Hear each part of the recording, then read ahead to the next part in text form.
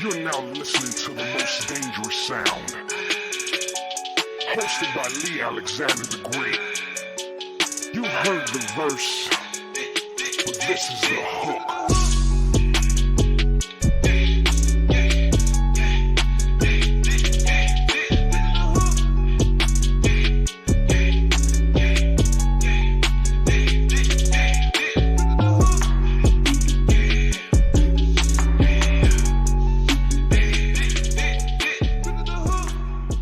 Ladies and gentlemen, boys and girls, it's your boy Lee Alexander the Great.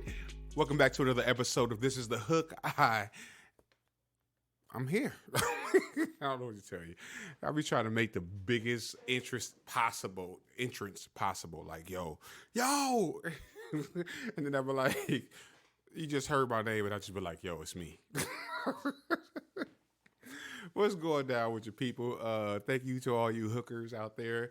I call you hookers because you are concerned with grabbing the information. I like that about you. I think you're wonderful, and I appreciate you taking the time to listen to me. So, past all the mushy stuff, what it do? What's going down in the hood? Nah, like what's going on in general? You're probably asking me that question, saying, hey, that's why we're listening to this podcast. That's why you probably are.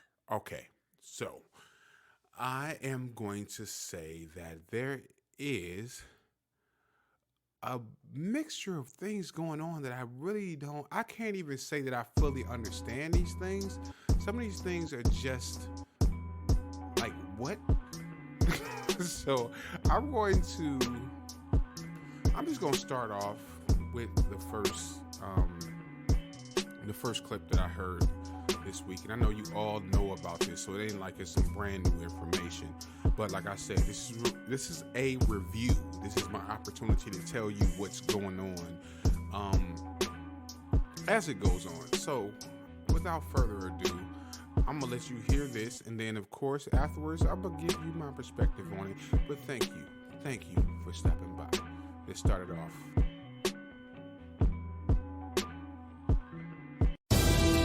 Ain't getting nowhere else. It's what's going on. With Lee Alexander the Great. Holla at me. Content is key.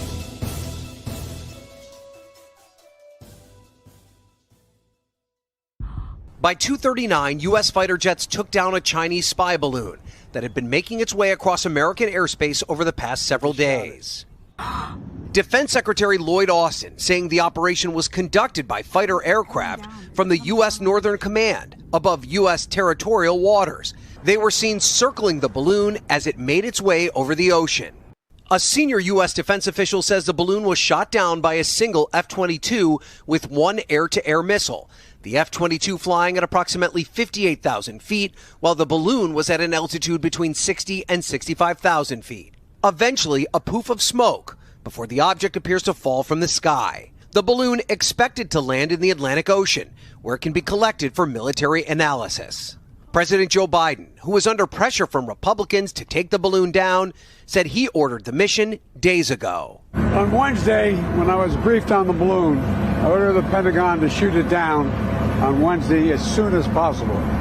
They decided, without doing damage to anyone on the ground, they decided that the best time to do that was as it got over water outside within the 12-mile limit. I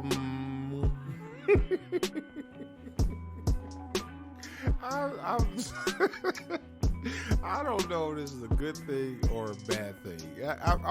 Look, let me just. All right, listen. I was born in the 1900s, 1981 to be exact, December 4th.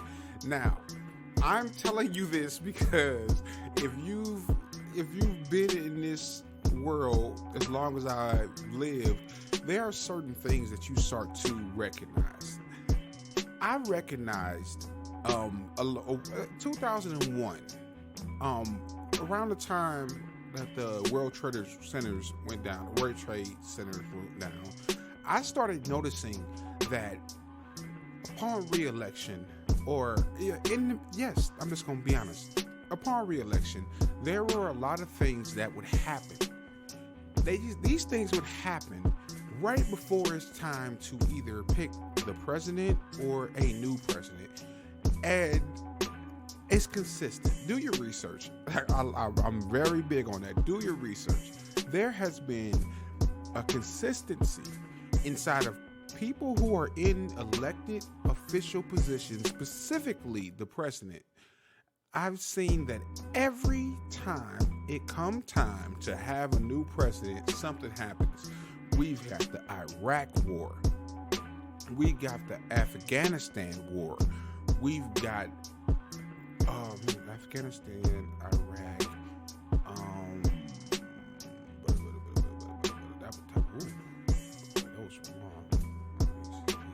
Okay, do your research. I can't remember something else that I can't remember, but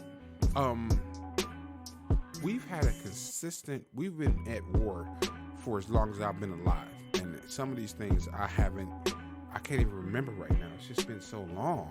It's been so long.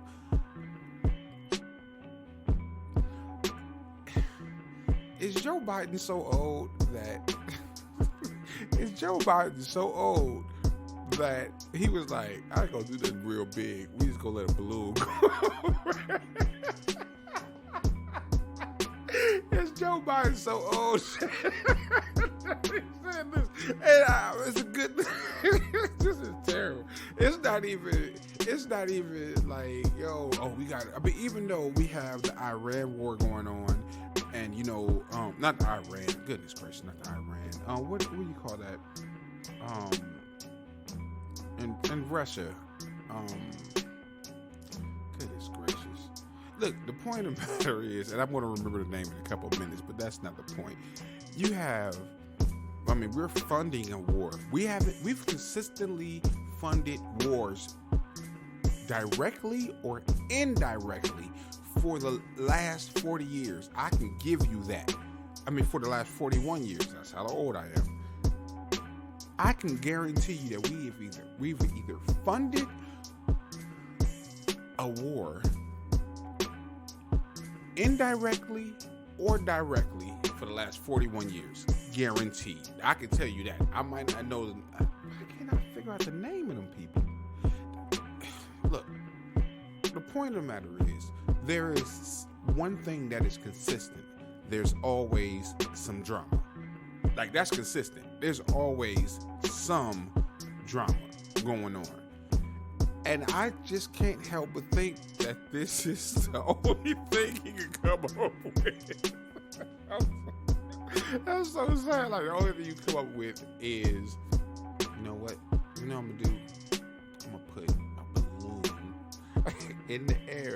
Now, this is conspiracy theory type thought. But in my mind, I'll be thinking something's going to happen.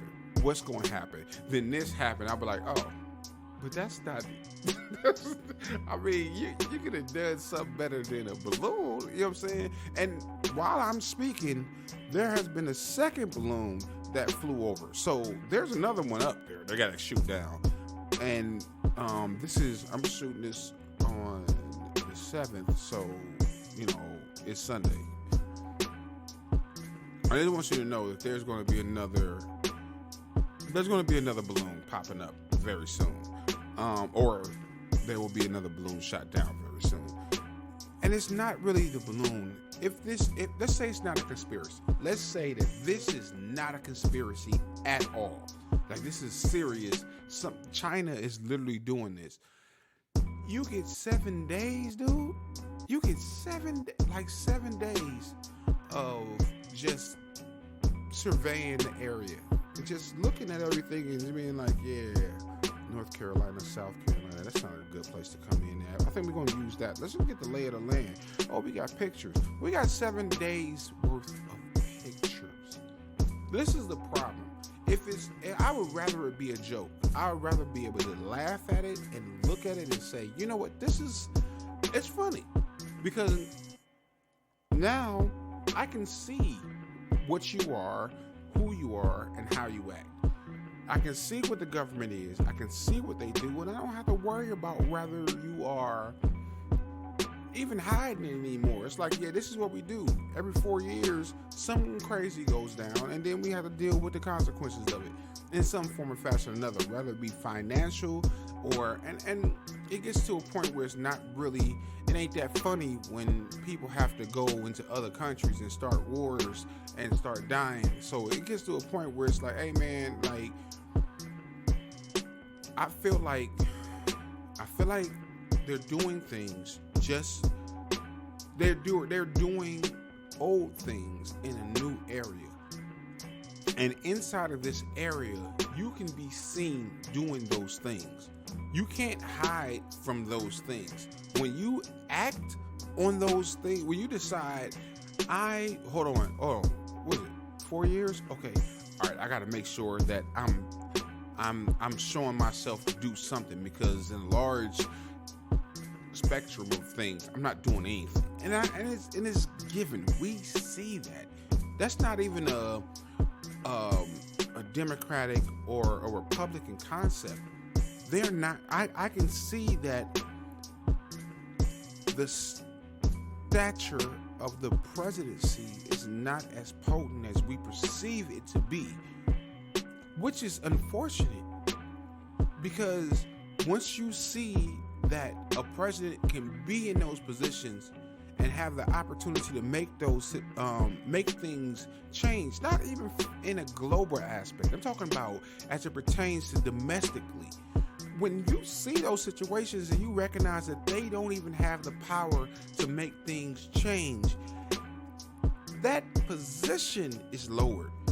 And the respect for that position is lowered. So what do you do when you're finding out that the person that you thought was going to be able to change things, and you voted for him because you wanted him to change things, and he said things that made you think that he was going to change things? Then even if he had the best of intentions, he gets inside of the office and then finds out that there's so much red tape between the change that you elected him for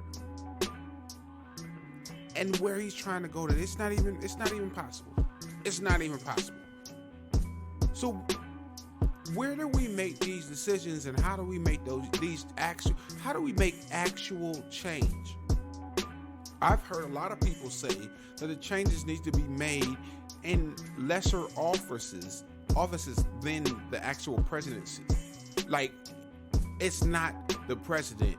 I mean, changing state law, changing legislation. I'm sorry.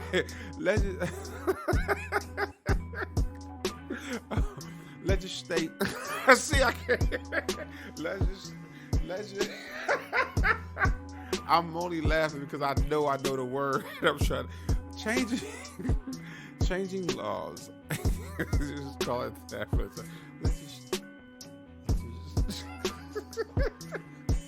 So stupid. Legislate.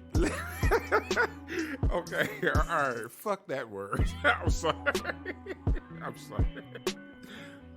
Changing laws and at a state level, just changing laws at a state level gives you the opportunity to change some of the disadvantages and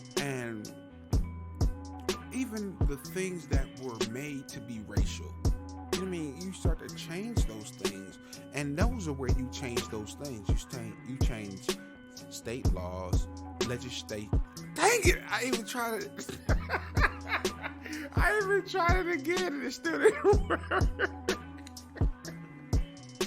That's so sad.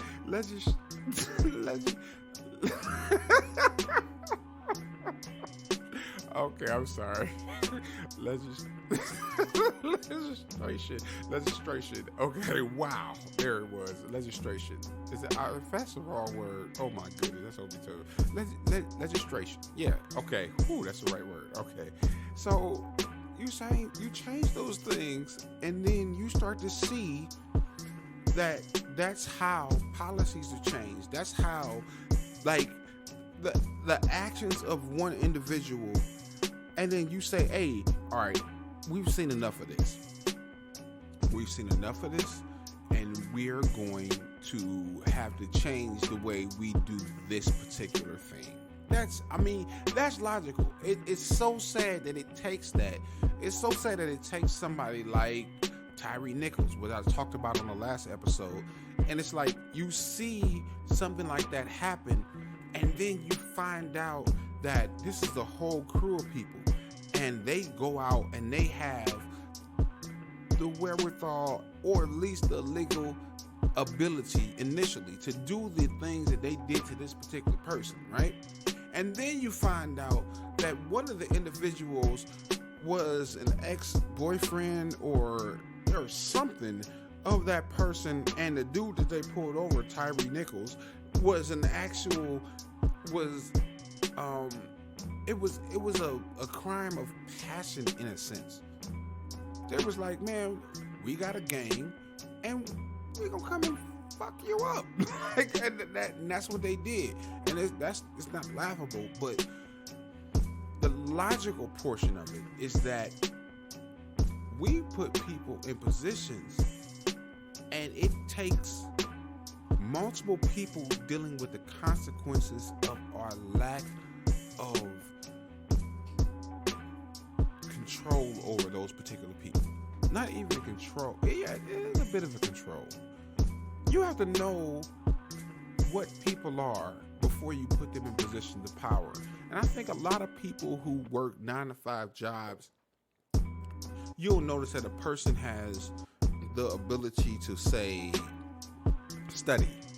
So they go into a college and they study. And then they study, and then after they get finished studying, all of a fucking sudden, they end up with those positions without having the actual attributes of somebody who is capable of leading people. That's a very difficult thing to deal with. Because just because a person has the ability to say, I can study, does not mean that they have or should have the capability of being over individuals. That's a very hard thing to communicate, because we've deemed a license or a certificate over the mental, physical, and even the intellectual capability of being a leader. So we've said the paper is more important than your natural capability to be leaders. Prior to the college structure, you could know that a person was capable of being a leader by watching their integrity and their character. Now, all of a sudden, you can't tell who is who, because you can be a police officer just if you didn't commit a felony. You can be a police officer if you come straight out of high school. It doesn't matter where you came from. You can be a police officer. All you got to do is not have a felony. I would rather have people who are capable of being in that position, capable of looking at an environment, looking at a situation, and knowing that situation.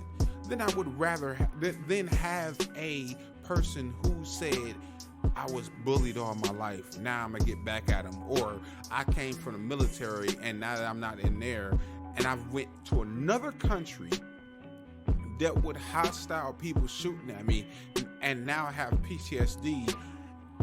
I'm gonna come back into the States, put on another outfit, and then go around and act like I'm in the war when you're not. There's not enough accountability for these individuals. But let's consider one extra thing. Now, this is where the situations change. Every person that was involved in that particular beating, which caused a death, notice that they were all black. Now, initially, we was looking for white people who were doing black people wrong. Now we see black people doing black people wrong. You know the difference between the two? The only difference is we're not looking at it correctly, because we did not pay attention to the idea that it's not about race. It's about giving people authority who deserve that authority. Now, hey, we need police officers. We need people who are going to be first responders straight inside of an area when something goes wrong. Now, the problem is that they would like to give those individual psychological evaluations, make sure that they've went through a certain amount of training to understand the environment and the situation that they're in. Now, I don't take anything from them, but I am saying this. If you're going to reevaluate something, reevaluate why a person is capable of becoming a police officer on a psychological level, because that is a lot of authority to give to an individual, and we should not be having these conversations after the fact, because that's the only time we have them. And the thing about Tyree Nichols or anyone else that has been killed by a police officer over some jealous crap or over a stop that went wrong is that we never think about, should this person have ever had the ability to have this type of authority? That's something we're not talking about. It puts us in, and when I say us, I'm not saying black people. I'm saying us as human beings inside of the United States of America. We are not paying attention. We're allowing, and now you know it ain't even about black and white no more. It's about a structure, a functionality inside of our environment or inside of our society that is not being utilized correctly, and we're not training those individuals to be capable of functioning on a regular basis inside of their environment. They have to answer calls of domestic violence, of murder, of robbery, armed robbery, breaking and entering. They've got to answer calls on a regular basis. Why does it take longer for you to become a barber than it takes for you to become an actual police officer? Why is the training for one more extensive than the other? Why are we putting ourselves in a position to where we can't even function in society without worrying about going to and fro and having a police officer pull us over and the possibility of dying from the very people that we're supposed to have protecting us? Why are we dealing with that? There are things that are happening behind the scenes. Behind the scenes, there are internal laws, not even laws, but just expectations of people that are grabbing these badges and grabbing these guns. They need to be vetted properly. That's something that needs to happen. Not only that needs to happen, I mean, just the justice system in general has to be put under a microscope. Those are the things that we need to put under a microscope, because we're not doing that. And we only know that there's a problem after a problem happens. That means that we're not focusing on what's important. And you might say, I don't do crime.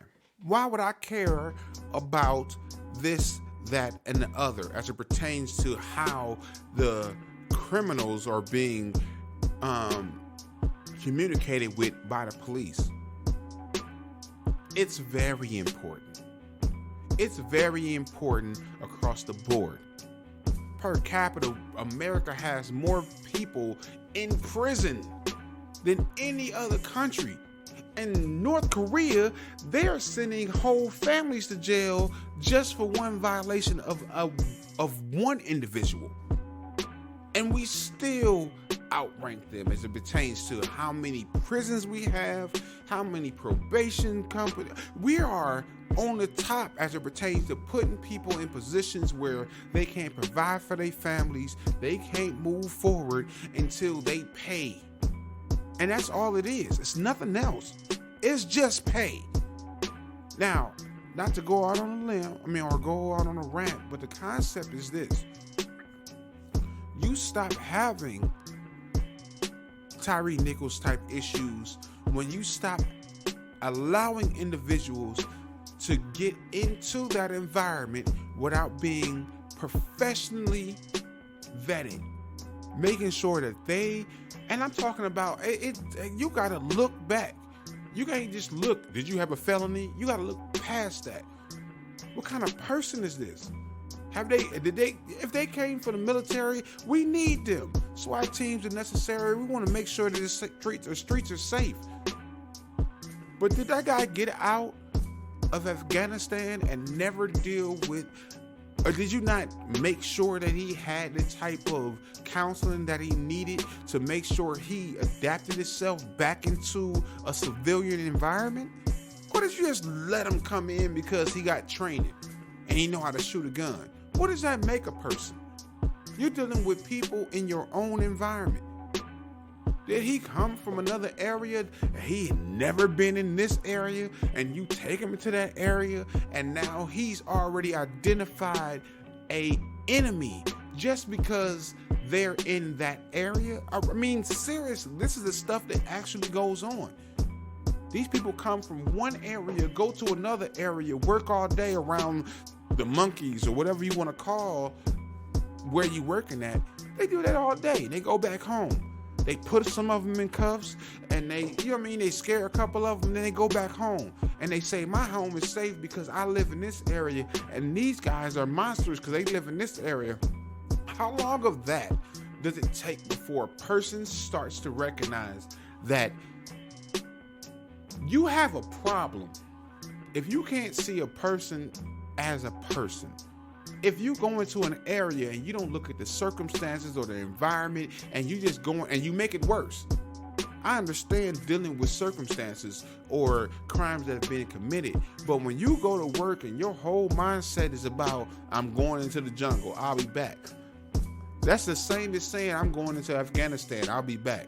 I'm going into Iran, I'll be back. I'm going into Iraq, I'll be back. You keep saying the same thing, and nobody's saying, hey, there's a difference. This ain't the same people. This ain't the same situation. Even if you function and survived in that terrible environment, these are people too. They were people. They were people. And you can go into the politics about rather when we went over there to those different places, whether we should have been over there or not. But don't forget that when you're home, these are actual people. They got actual families. And even if they having a problem, which side note, I believe that even the police department should have a psychological area somewhere where there is, even before you send some guy with a gun and a taser, if you send him, he should be the backup for somebody that comes in and can assess it on a psychological level and find out what's going on and really say, all right, look, somebody has went to school for it. They spent 4 or 5 years, 4 years, or got a master's and got a bachelor's. They in the game. They psychologists, or they're, you know what I'm saying, whatever. People who have been trained to deal with people with mental illness or deal with complicated circumstances that are not combative. They get an opportunity to come into the area, assess it. Now, there is a police officer behind them with a gun and a taser and is willing, with cuffs too, and a car to put you in. But that person could come into the game, look at the situation, assess it, and say, look, I think we can probably figure this out by, we need to remove you. You need to seek counseling, and for the time being, we probably need to go ahead and take these children. I'd rather that than somebody coming in and saying, I don't know nothing but combat. You don't send the army in when you need to talk to people about diplomacy. It's a broadsword. It's not a shield, and it's not communicative. You have to understand the difference between the two. And if we came to, as a country, a position where we started to look at those things, and say, we need individuals to come in and say, hey, what's going on? Oh, well, I don't know, Uncle Jared just out here tripping and he going crazy, blah, blah, blah, blah. And then a person who is trained to deal with those people looks at him and says, hey man, you better calm down, or we're gonna have to tranquilize you, doc, and put you in the hospital. Now, she or he, they know that this person is off their medication. They're not a threat. They are a threat if you leave them be, but they're only having problems because it's been 6 weeks since they had the psychological medicine that they normally need because they couldn't afford it. This is the kind of conversation we should be having. What makes a person go from being, hey man, let's have a barbecue, to, you know what, butt naked out in the street with a knife in my hand? How do you get from one place to another? If we can't identify problems for what they actually are, if police officers, and I'm not blaming them, I'm saying that police officers are a last resort in domestic issues. They are not the forefront. They come, assess the situation, and the same way that somebody can say, bring me your supervisor, is the same way somebody should be able to say, a cop should be able to say, oh, this looks like a mental issue. Let me get somebody over here. And they bring somebody and we say, hey man, just stay back there, chill out. We're going to bring somebody for you. And then they bring somebody and they come and look at the situation and be like, yo, what's going on? Okay, well, this dude is butt naked, right, with socks on, and he in the middle of the street stopping traffic.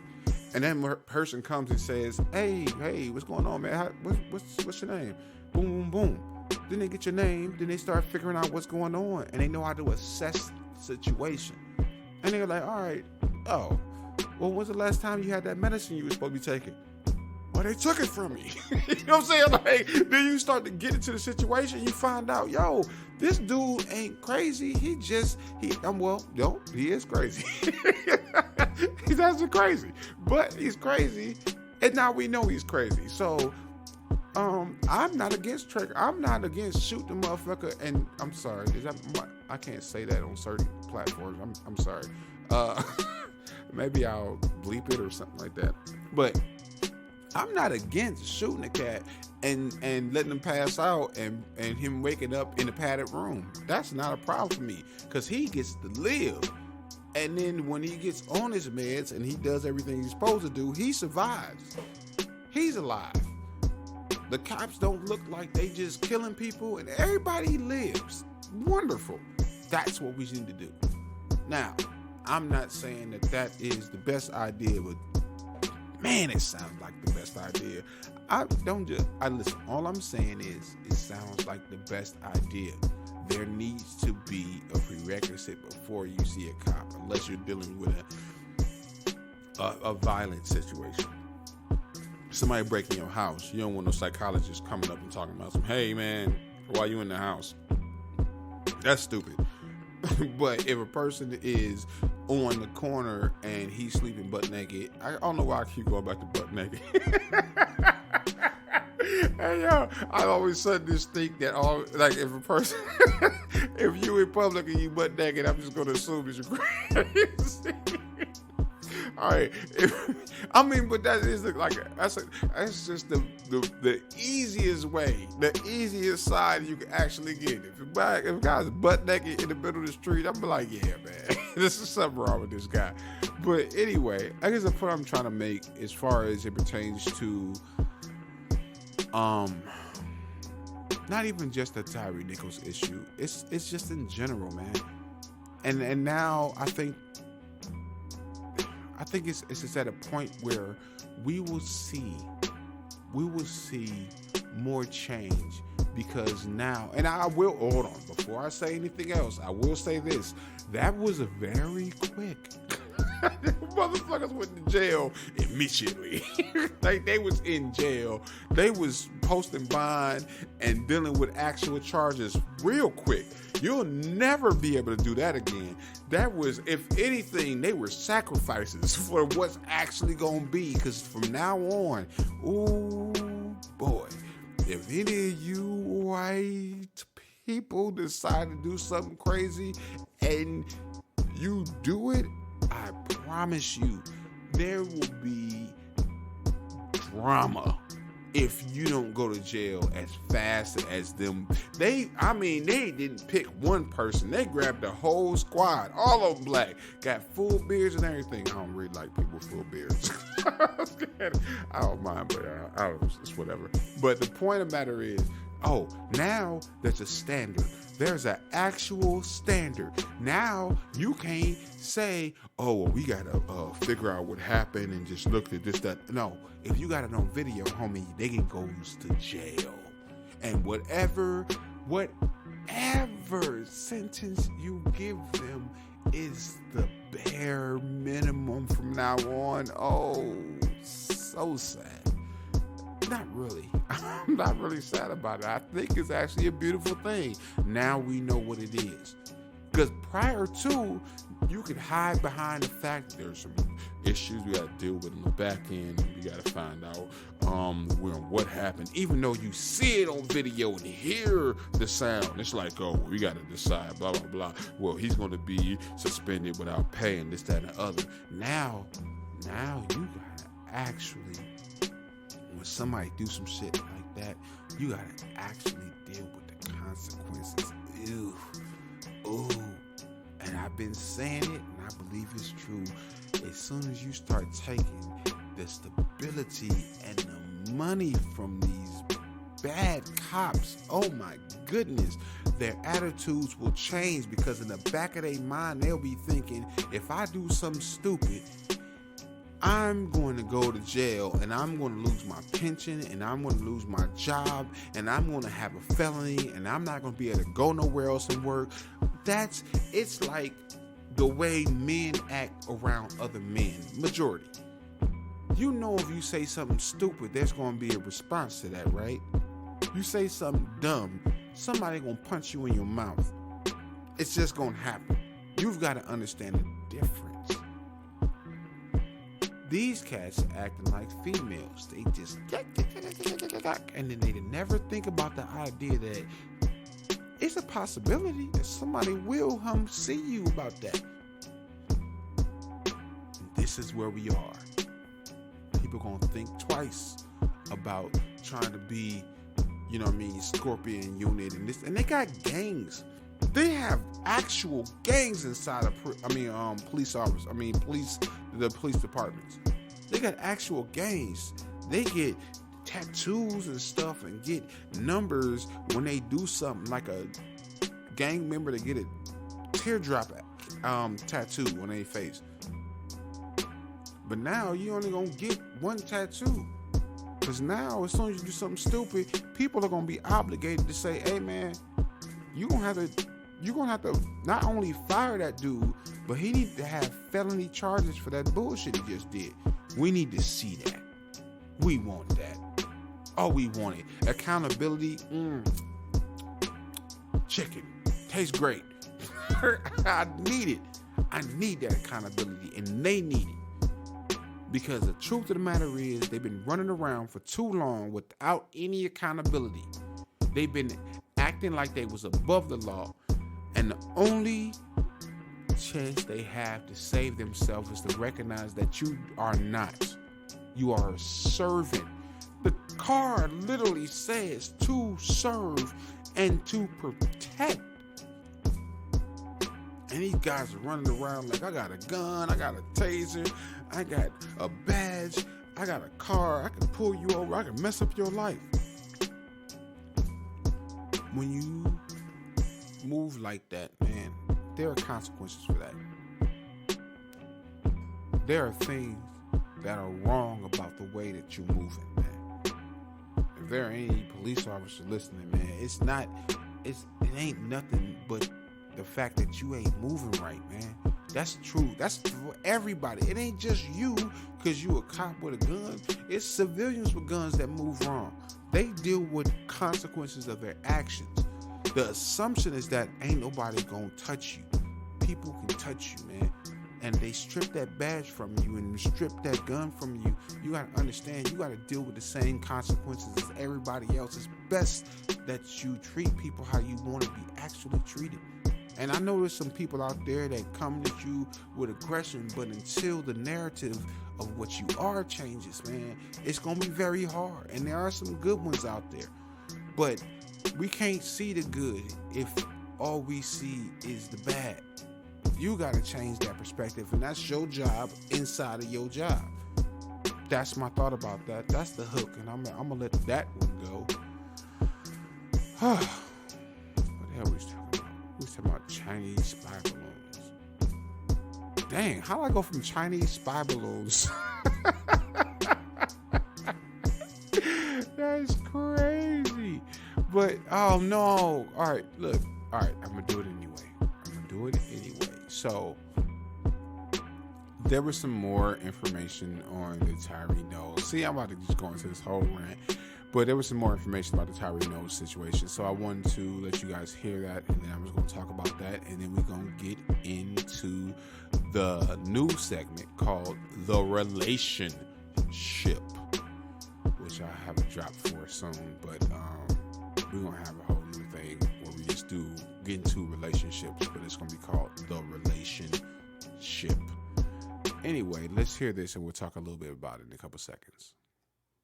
Tonight, we have learned Atlanta Mayor Andre Dickens sent a letter to city employees about this weekend. He said in part, "I am a firm proponent of full participation, community dialogue, and peaceful demonstration. Atlanta is the cradle of the civil rights movement, and the city is working to ensure that anyone who is looking to lift their voice in peaceful protest or demonstration in the days to come is able to do so safely." These protests are sparked by what happened to a man almost 400 miles away. The Memphis police chief has said her department hasn't found anything that would cause officers to pull Tyree Nichols over on the day he was arrested. Savannah Levins is joining us in studio to break down what we know about the case. Yeah, Jennifer, there are still some key questions remaining unanswered here. What we do know is the traffic stop happened just a few blocks away from Nichols' home. From the start, Memphis Police Chief Carolyn Davis has told CNN that the escalation was already at a high level, and she said what happened that night was well outside of the officers' training. I was outraged. It was incomprehensible to me. It was unconscionable. And I felt that I needed to do something and do something quickly. Now, the video in question could become public as soon as 7 tonight. Nichols' mother has seen just a portion of the video and has this message to share with police officers. I would say to these officers that you have to show some compassion to people. And tonight, we know it was not just Memphis police officers involved. 2 Memphis Fire Department employees are now on administrative leave as well. We're told paramedics who were at the scene failed to render proper care. The fire department is beginning its internal investigation next week. So that's like the ending of the conversation in the sense that what I was saying before is still relevant now. It doesn't change. People need to take the time to say, I'm talking about police officers specifically. You got to take the time to say, I can't allow you to render me irrelevant if I'm doing my job and doing it correctly. I can't allow you to just walk up and because you got a chip on your shoulder, go around and hurt people and kill people because you got an attitude because your baby mama is doing this and now you got a whole squad, so now you can take the whole squad. This is not a movie, man. These are people's lives. This is not a joke. These are actual people's lives. They're actually dealing with things, and you're taking fathers from children, sons from mothers, and it's all inside of the perspective that you just want to let a person know that you about that business. You can't be a cop if you just want to be about that business, because That's not where that protect and serve is completely different than just saying that I want to go out and make sure people know not to fuck with me. It's not that type of game. It's not a movie. And I'm gonna digress from the conversation, but at some point I'll just let this be the end of it. We need reform. We need reform, defunding, and I say defunding in the sense that we need to make sure that we are putting money in the right areas, preparing these individuals to deal with local people on a local basis. We need change inside of the criminal or inside of that area. We need a difference. There has to be something different. And if there's nothing different, don't expect people to just sit by and just watch you do that forever. I'm serious. I'm just being honest. It's not a threat, but it is like it's not gonna be comfortable for you, man. Because eventually people's not gonna be comfortable with you just walking around and saying, I'm a police officer, I'm gonna take his life and it's okay. It's not gonna be okay forever, my G. You're gonna have to figure out something different. Because if you can't function inside of the reality that you live in, and you're gonna deal with the consequences regardless, you're gonna have to deal with those consequences. But like I said, I digress. Moving right along. That was a long rant on small stuff, man. Let me just see what else we have. Oh, we're coming into the relationship. I promise you, I will have what we call a hook for this, but I want you to listen to this, and we're going to talk about it after. Justin, what do you look for in a woman to take seriously in your life? I just want a woman to believe in me. That's where I draw my strength from as a man. My woman believing in me. If I say I'm going to the store, she believe I'm going to the store.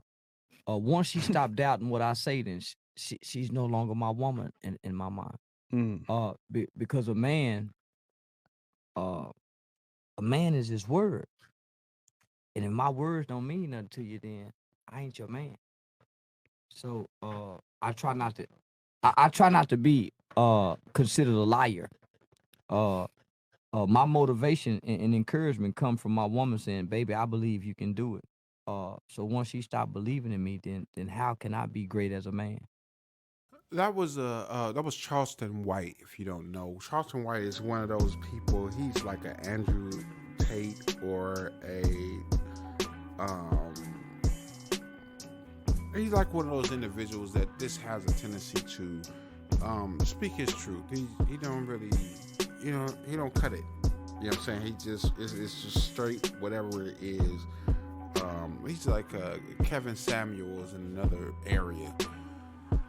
And the reason why I picked that particular clip was because what he was saying was, he was saying something that people don't get an opportunity to hear, is that, as men, we have a tendency to we don't want much. We never really want much. I think that men, there's only two things that you actually deal with when you come down to a man. Is you'll deal with his needs and you'll deal with his wants, with his wants. And that's the same for women. It's not different as it pertains to the general concept. But when it comes down to specific wants, men are different. Did you know that and I speak to the ladies now, did you know that most time a man just wants to be believed in? He don't really want much, because a man that is about his business, and I'm just talking about inside of the home, he'll do whatever he got to do. He'll wash his own clothes, he'll cook his own meals, he'll clean his own space, he'll mind his business.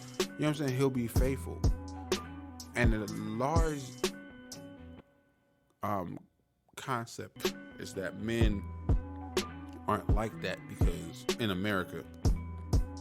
But it's not true. Most men just want to be believed in. And the power and the thing that I think that happens is it pertains to, and I'll go to the black environment or the African American environment as it pertains to the man versus the women. Not even versus, but as it pertains to the men as opposed to the women. The men, when we're in this battle and women are saying men are trash, most men are not trash. Most men just need somebody to believe in them. The reason why most people stand on stage after they've accomplished something that was great and say, I want to thank my mother, was because the woman believed in him. She believed in her son, and she spent years doing nothing but making sure that he knew that no matter how he did or what he did, she believed in him. Why is that successful? Why is the single mother perceived to be the best idea? And then when a child who is a female becomes an adult, gets a man, they don't see those same attributes or the attributes that they should have. It's because when when children become women, they forget the idea that everybody who's successful has someone behind them making sure that they know that they just got to keep going, just got to keep believing, just got to keep trusting. And what we lost inside of our environment is women who are willing to say, you might not be, but I believe you can. And because we put ourselves in those positions, because we sit around and we act like you gotta be as opposed to I believe you can be, you end up with a whole bunch of people looking for instant fame, instant gratification, instant security. And these things take time. The reason why most marriages don't work, the reason why things don't happen the way that you think they should happen, is only because you had something. For instance, you'll have a guy, you will have 3 children with him, be with him over the span of those children being born, and then say, that's not what I want blah, blah, blah, blah. But the truth of the matter is, you haven't given that person the time that it takes to allow them to grow. Now, men do it, they see it, and they don't. Let's just say this: men see it's not insecurities. They see instability inside of women when they first meet them, but they're not concerned about that. A man will be with a woman because of what he believes that she can be. And he'll look at her, and she might look. If she ain't dressing right, he'll buy her clothes. If she ain't driving right, if he got the money, he'll put her in a car that he thinks she should be in. If she ain't got the type of confidence that she needs to have, he'll make sure he has it. He'll make sure that she has it. That's what you do when you believe in somebody. You put them in a position where they have the opportunity to see things the way that you see things. It's the same, and that's closest to God, because God do the same thing. And the thing about it is, God do the same thing. He look at you and he say, I know you are not what you're supposed to be. I will get you there. I believe in you enough to allow you the opportunity to grow. We get in relationships and we got this I'm supposed to have and I'm supposed to be, and it's like, I understand. Listen, if you can level with a person on, or if you can agree with a person on a level that you're like, I understand that we ain't got it, but I believe if we just stick together and just hold on, we'll get it. If you can do that, I believe that you will find exactly what you want. But what you want ain't never gonna be in the front. You don't want to come on back end of somebody's success. You can grow success. You can be in an area where you can find things, where you can become things, when you can look at something and when you look at a person and you say, I was there when this started. I'm so glad that I was able to see what it is. Oh my goodness, I didn't even believe this person was capable of this, and now all of a sudden I'm watching them do something that's great. And greatness is not greatness ain't what you think it is. If you're thinking it's all about this fame and the cars and the clothes and the big house, sometimes fame is just being able to come home, look at your family and know they fed, safe, and comfortable in some form or fashion. It's just about deciding what you perceive to be actual success. Because that's something you have to define before you get in a situation with anybody. You don't just run around and act like you're going to take somebody, because there are people who get on levels of fame and you be like, oh my goodness, that's possible. And there ain't nothing wrong with seeing that and maybe aspiring to have that. But that's called envy. What about you? What if your man ain't a famous rapper and didn't start at the age of 16 and then popped up and had a whole bunch of people backing him? What if he's just an electrician? What if he pick trash up at everybody's house and make sure that they ain't dealing with like fecal matter in their house? What if he works for a company that sucks all of the sewage out of your out of the back of your yard so that your house don't smell like shit every day? What if it's just that? Why isn't that success? Why is, if you ain't making $500K, then we can't be? What is that? What are y'all really doing? What? And I'm speaking. I believe I'm speaking to the ladies more than I'm speaking to the men. Y'all gotta stop that, man, because you don't build anything when you're not willing to build. Instant gratification, I got it and I can buy it and this, that, and the other. That's not what life is about. I don't believe that that's what life is about. It's about growth and the process of growth. The things that you do through the middle of the process of watching somebody go from I have a goal, and then you get into the area and you say, I believe that you can actually do that. You know what? I'm going to help you get there. I'm going to help you get there. And then you put whatever it is that you have in you that's great, and you help that person push themselves to be greater. Now you have motivated somebody, and their success is your success. And they will in turn turn around and say, you know what? You want to do that? I believe that you're capable of doing that. Let me help you do that. It's not a height. It's not a hairline. It's not a version of a car or the style or the amount of money up for a shoe. It's the growth process that makes relationships work. And if you don't pay attention to that as it pertains to what it means to have a meaningful relationship, you're never going to have one, because you could stand by somebody when they done, but ain't nothing like standing by somebody when they're going through the process. And that's where your value is. That's where it is. It's standing right there. When you find somebody with potential, when you find, not talking true potential, not somebody that's faking like they doing something and you start to see their traits. I'm not saying that. But if you find somebody with true potential, stand behind them. When you talk about what you bring to the table, bring to the table something that's going to help them grow, because they will in turn appreciate that and help you grow. And if anything, that'll be the moment of zen for you. And if all things are considered, just remember, I still love you. I'll at you later.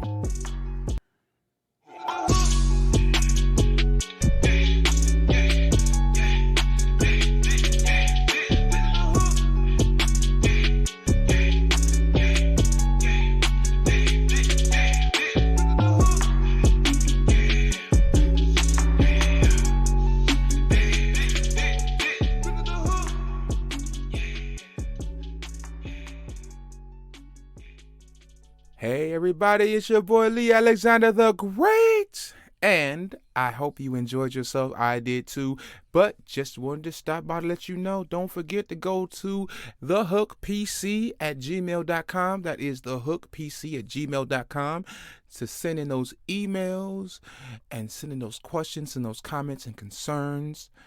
If you have something that you want to speak about from today, I'll backtrack a little bit just to make sure we get it all in together now. So until then, again, I say be great,